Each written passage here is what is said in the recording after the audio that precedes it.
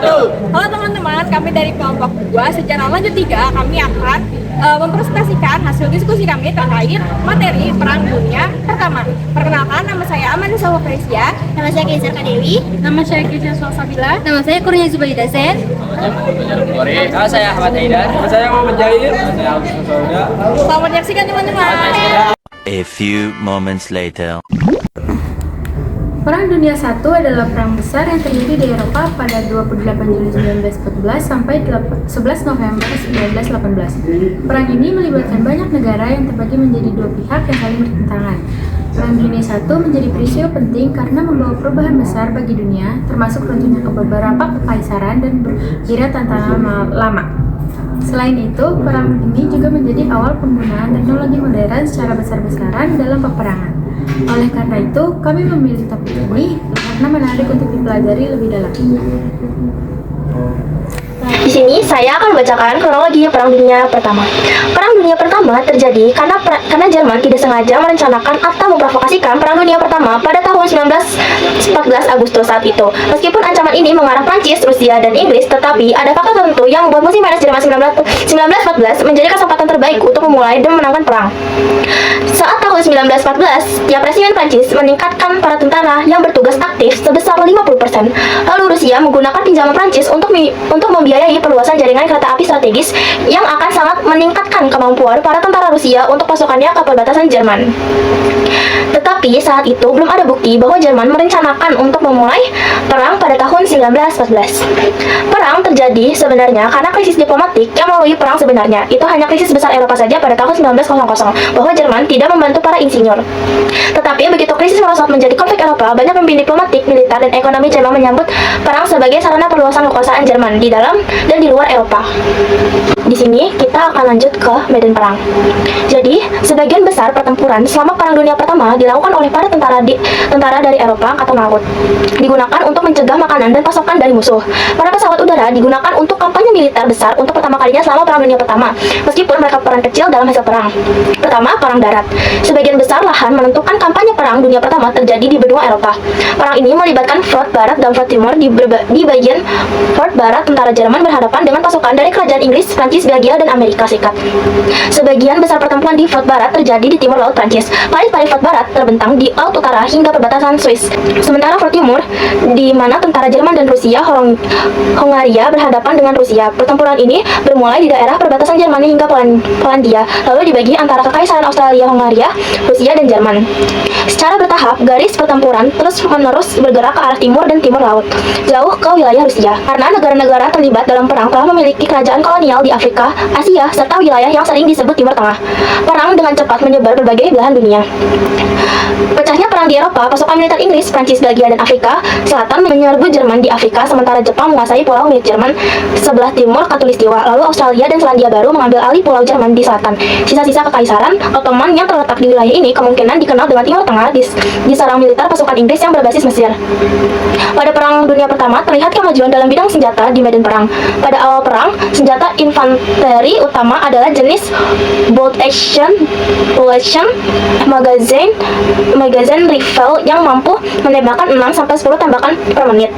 Lalu senapan mesin dikembangkan di tahun 1880-an yang digunakan oleh tentara Eropa. Senjata tersebut bisa menembakkan seluruh senapan otomatis 200-250 tembakan per menit. Senjata ini juga merupakan senjata efisien pertahanan yang sangat baik, mampu menghancurkan rombongan kavaleri dan infanteri.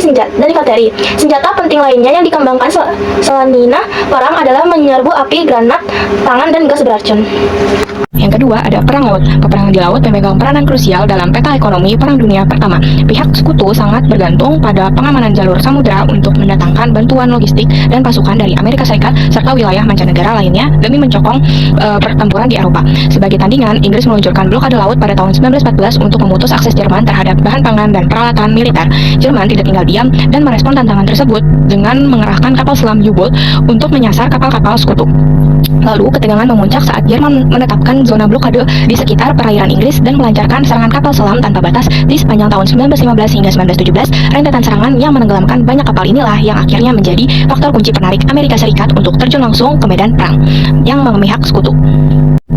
Lalu yang ketiga ada perang udara. Perang Dunia Pertama menjadi panggung utama bagi debut para pesawat terbang sebagai mesin tempur yang masif. Pada mulanya teknologi dirgantara ini hanya difungsikan sebagai mata di langit atau untuk misi pengintaian serta pemantauan akurasi tembakan artileri. Namun pada seiring meningkatnya tensi pertempuran di front barat, pesawat ini mulai dimodifikasi menjadi mesin tempur spesialis yang dilengkapi dengan persenjataan berat. Kemudian kedua belah pihak yang sedang bertikai itu kemudian mengembangkan pesawat yang dipersenjatai senapan mesin dan bom untuk membombardir pasukan lawan di daratan. Tak hanya di atas tanah, inovasi ini juga merambah ke wilayah perairan dengan hadirnya pesawat angkatan laut yang mampu mendarat di air atau pesawat amfibi yang terbukti sangat efektif dalam mendeteksi dan melumpuhkan ancaman kapal selam.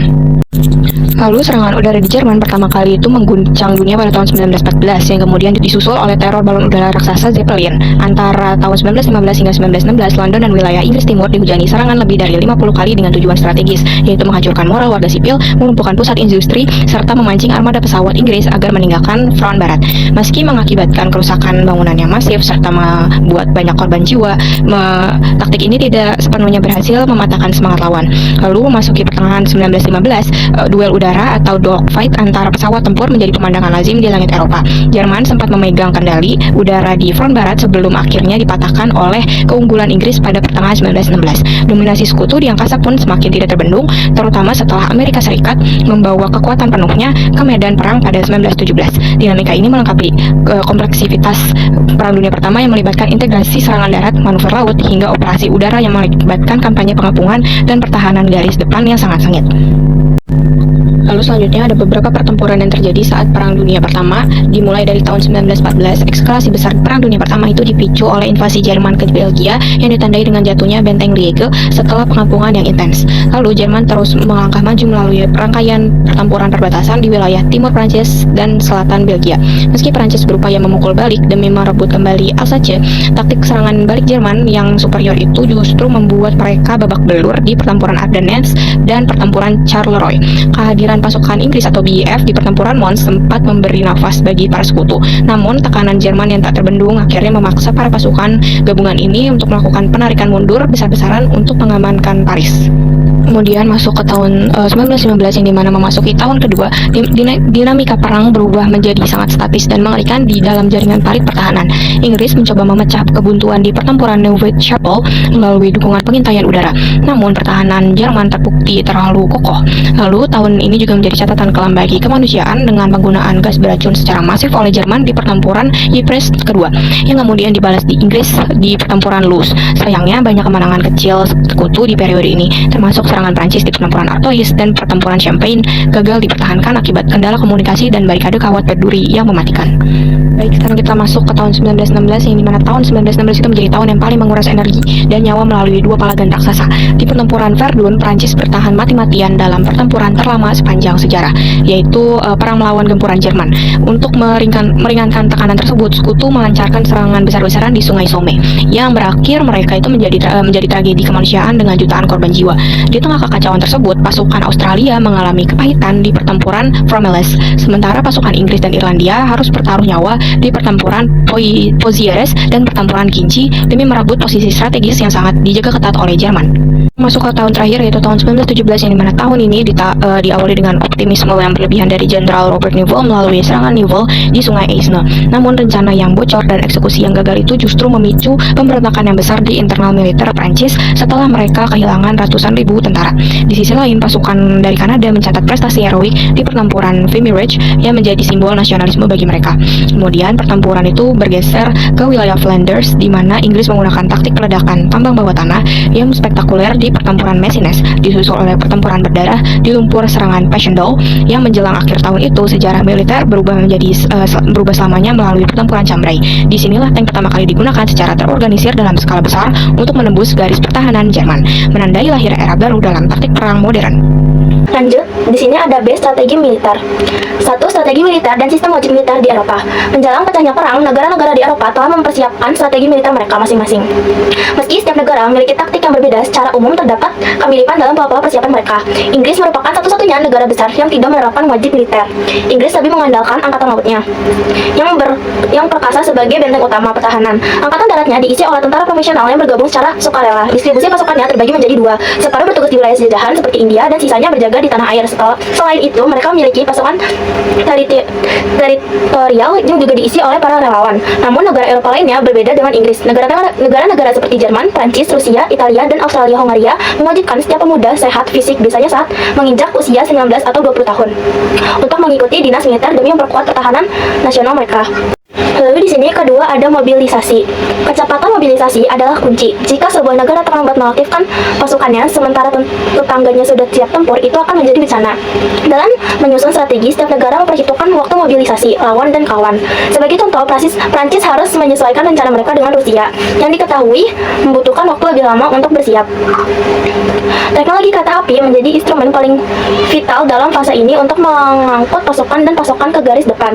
Kecepatan kereta api dianggap sebagai penentu kemenangan. Jerman dan Prancis mampu menyelesaikan tahap pertama mobilisasi dalam 48 jam. Namun Rusia, Italia, dan Australia Hongaria membutuhkan waktu 4-5 hari karena kerumitan organisasi khusus Rusia. Karena wilayah yang sangat luas dan jaringan rel yang terbatas, mereka butuh waktu 15 hari hanya untuk mendapatkan sepertiga unit garis depan di perbatasan barat. Rencana perang disusun secara rahasia oleh staf umum yang dipimpin oleh kepala staf sebagai penasihat militer pemerintahan. Di negara demokrasi seperti Prancis dan Italia, rencana ini ditelaah oleh menteri perang yang bertanggung jawab pada parlemen, sementara di Jerman, Rusia, dan Australia Hongaria yang dipimpin penguasa turun-temurun staf umum menjadi kerahasiaan rencana mereka dengan sangat ketat. Sebab umum yang mempengaruhi terjadinya Perang Dunia Pertama. Yang pertama adalah berkembangnya nasionalisme. Nah, berkembangnya nasionalisme di Eropa selama abad ke-19 itu memunculkan Italia dan Jerman sebagai kekuatan baru. Nah, yang kedua adalah persaingan ekonomi dan juga politik. Perkembangan industri yang luar biasa di Eropa mengakibatkan timbulnya persaingan ekonomi untuk memperoleh bahan mentah industri dan juga pasar untuk menjual hasil industri. Yang ketiga adalah aliansi militer. Dalam suasana perkembangnya nasionalisme dan persaingan ekonomi, masing-masing negara membangun kekuatan militer seiring dengan teknologi mesin perang baru yang bermunculan saat itu. Yang keempat adalah pertentangan antara Australia dan juga Rusia. Rusia pada saat itu sedang menjalankan politik yang dinamakan warm water, dan Rusia menganggap bahwa Australia menghambatnya. Nah, sedangkan di sisi Australia itu menganggap Rusia menghambatnya dalam mempersatukan wilayah sekitar semenanjung Balkan yang dipimpin oleh Rusia. Nah, ada sebab khusus yang mempengaruhi terjadinya Perang Dunia Pertama. Nah, yaitu adalah terbunuhnya Franz Ferdinand, yaitu adalah pewaris tahta kerajaan Australia bersama istrinya yaitu Sophie. Ia terbunuh dengan ditembak oleh Gavrilo Princip, yaitu anggota kelompok teroris Serbia. Peristiwa yang terjadi pada tanggal 28 Juni 1914 itu menjadi alasan bagi Australia Hongaria untuk menghancurkan Serbia. Assalamualaikum warahmatullahi wabarakatuh. Perkenalkan, nama saya Ahmad Haidar dari kelas 11-7 sejarah yang ketiga. Di sini saya akan menjelaskan beberapa dampak daripada Perang Dunia Pertama. Yaitu yang pertama ada dampak di bidang ekonomi, di mana banyak negara-negara yang merasa bangkrut dan rugi. Selain itu juga terjadinya krisis Malaysia ekonomi pada tahun 1929 yang dialami banyak negara. Lalu dampak daripada Perang Dunia Pertama yang kedua itu ada di dampak sosial, di mana hal ini disebabkan karena kaum wanita yang terlibat sebagai tenaga medis selama perang dipandang sangat baik di dalam masyarakat. Nah, selain itu juga gerakan sosial ini juga diinisiasi kaum buruh untuk menyuarakan perubahan di dalam masyarakat. Lalu dampak yang ketiga adalah dampak politik, di mana munculnya komunisme dan fasisme. Selain itu, runtuhnya beberapa kekaisaran besar di dunia, yaitu Kekaisaran Jerman, Kekaisaran Austria-Hongaria, Kekaisaran Rusia, Kekaisaran Turki Utsmani, yaitu keempat kesultanan ini kemudian membentuk negara seperti Yugoslavia, Austria, Hongaria, Polandia, dan Uni Soviet. Dan dampak yang terakhir yaitu dampak bagi Indonesia, yaitu Perang Dunia ini memunculkan kesadaran dan kepentingan nasionalisme di kalangan pemuda Indonesia yang menjadi pemicu pergerakan kemerdekaan Republik Indonesia. Perang Dunia Pertama ini juga mempengaruhi kebijakan pertahanan nasional Belanda di wilayah Indonesia. Belanda membangun sistem pertahanan untuk melindungi wilayah jajahannya dan serangan musuh, termasuk juga memperkuat pertahanan di wilayah Republik Indonesia. Tokoh yang terlibat dalam Perang Dunia I. Yang pertama ada Ferdinand Foch, 2 Oktober 1851 sampai 20 Maret 1929.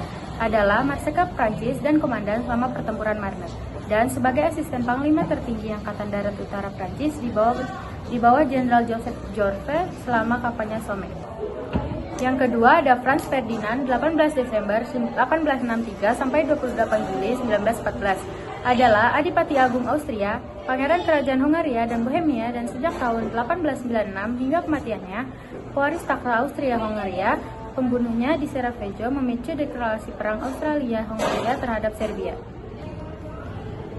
Yang ketiga ada Douglas Haig, 19 Juni 1861 sampai 29 Januari 1926. Diangkat sebagai Panglima Tertinggi Pasukan Ekspedisi Inggris atau BEF pada tahun 1915 yang menjadi formasi tempur yang efektif dan memainkan peran penting dalam kekalahan Jerman pada pertempuran dahsyat di akhir tahun 1918.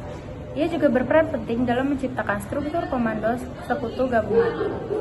Yang keempat ada John Pershing, 13 September 1860 sampai 15 Juli 1948. Adalah seorang jenderal Angkatan Darat Amerika Serikat yang memimpin pasukan ekspedisi Amerika bersama dengan pasukan Perancis dan Inggris yang meraih kemenangan atas Jerman dalam Perang Dunia I.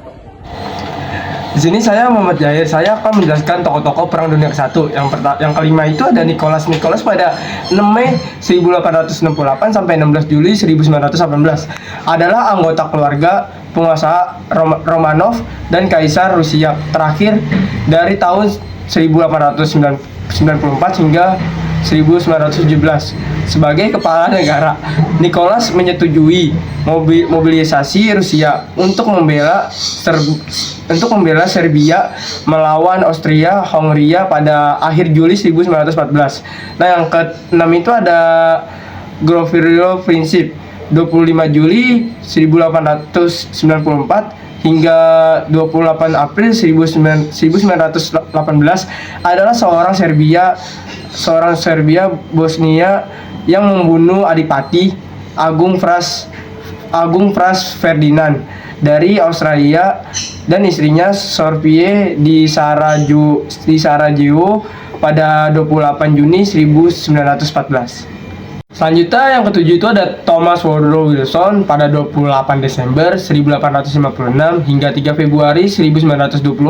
Adalah seorang profesor di Universitas Princeton, akhirnya menjadi presiden lembaga tersebut pada tahun 1902 dan gubernur New Jersey sebelum terpilih sebagai presiden pada tahun 1912. Nah, yang ke-8 itu ada Wilhelm atau William pada tanggal 27 Januari 1859 hingga 4 Juni 1941 adalah Kaisar Jerman terakhir yang memerintah dari 15 Juni 1888 hingga pengunduran dirinya pada 9 November 1918. Ia adalah cucu tertua Ratu Victoria dari Inggris dan memiliki hubungan kerabatan dengan banyak raja di seluruh Eropa. Menjelang akhir Perang Dunia I, Jerman berada dalam kondisi yang sangat terjepit. Kegagalan militer di front barat memicu penderitaan rakyat yang luar biasa, hingga akhirnya memicu pemberontakan domestik oleh kaum komunis atau yang bisa disebut Spartacus. Hitler di kemudian hari menyebut pengkhianatan internal ini sebagai tusukan dari belakang yang melumpuhkan moral bangsa.